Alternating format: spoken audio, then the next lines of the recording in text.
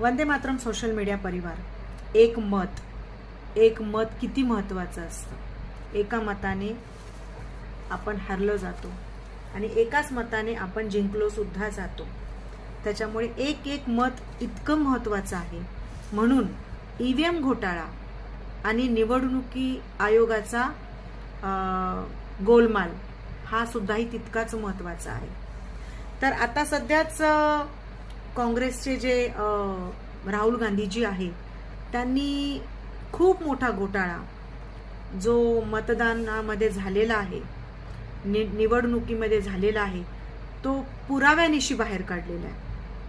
परंतु जी बीजेपी आहे त्या पुराव्याचं उत्तर त्यांच्याकडे नाहीये।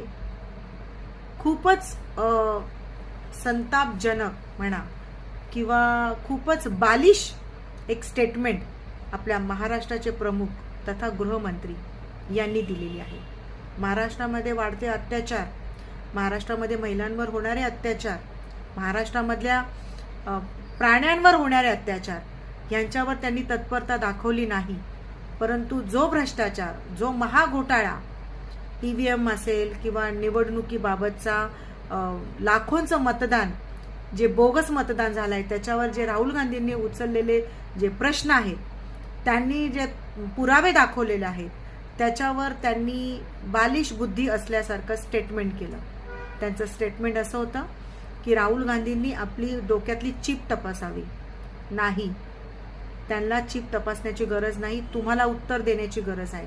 तुम्ही काय निवडणूक आयोगाचे काय प्रवक्ते आहात का?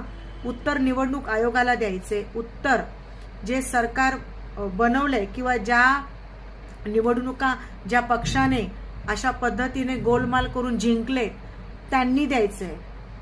तुम्ही उत्तर द्यायचंय जे महिलांवर होणारे अत्याचार आहे, जे आपल्या प्राण्यांवर होणारे अत्याचार आहेत, आपले जे जातात आहे गुजरातला सगळ्या गोष्टी जात आहेत ना, त्याच्यावर तुम्हाला उत्तर द्यायचंय। जे दलितांवर होणारे अत्याचार आहे ना त्याच्यावर तुम्हाला उत्तर द्यायचंय। तुम्ही निवडणूक आयोगाचे प्रवक्त्यासारखे तुम्ही अशा पद्धतीने बालिश स्टेटमेंट दिलं नाही पाहिजे। तुम्ही राज्याचे प्रमुख आहात आणि तुम्हाला जर उत्तर द्यायचंच आहे तर जे राहुल गांधीजींनी जे एक प्रश्न आणि एक पुरावा दाखवलेला आहे ना, ज्या निवडणुकीमध्ये झालेल्या घोटाळ्याबाबतचा, त्या एक पुराव्याचं उत्तर द्या। सांगा की हे जे लाखोचं मतदान, बोगस मतदान झालेलं आहे ते कशा पद्धतीने झालेलं आहे, याचं उत्तर द्या। तुम्ही पळ काढू नका, अशा पद्धतीचं बालिश स्टेटमेंट देऊन तुम्ही कृपया पळ काढू नका।